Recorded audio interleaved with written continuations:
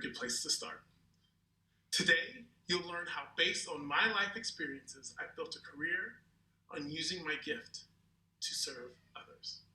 So it's been told to you that the title of my lecture today is Music, a Tool for Good. But that's not the real title.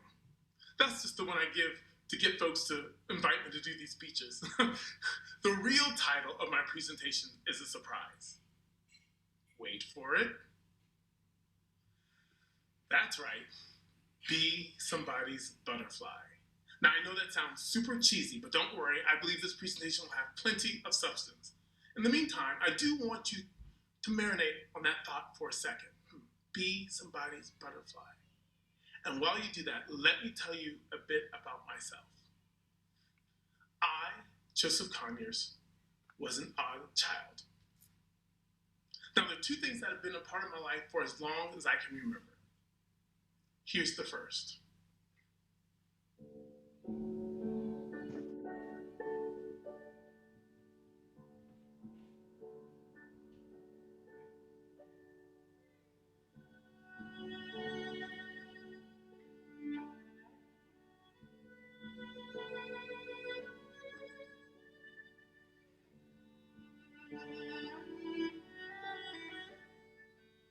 Music.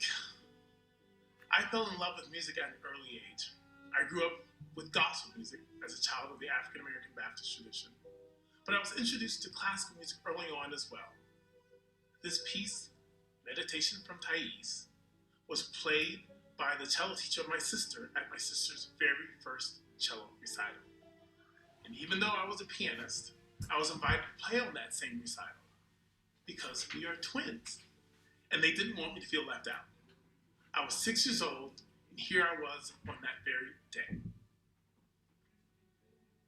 When Adele Dwyer, my sister's teacher, performed meditation at the end of the recital, I was mesmerized by her sound. It was so beautiful. The recital was recorded on VHS, and I listened to her lyrical playing no less than 1 million times. Music called to me, music found me, and boy, was I happy to be found. So that was one love. The other love of my life, for as long as I can remember,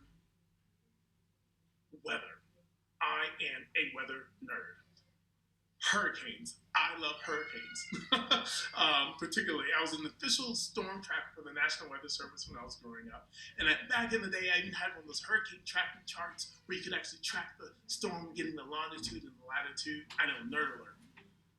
But Hurricane Hugo, that was a huge story when I was growing up in Savannah because Hurricane Hugo was supposed to hit Savannah.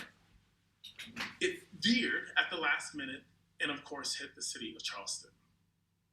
Now what I love about weather is, hurricanes in particular, is weather's power, its unpredictability, its ability to bring humankind to its knees, not so unlike this pandemic. The most amazing things about hurricanes to me is that despite the massive and overwhelming destruction, the chaos of these storms, in the very middle of them, the eye of the storm, the wind is calm, there are no clouds in the sky, there is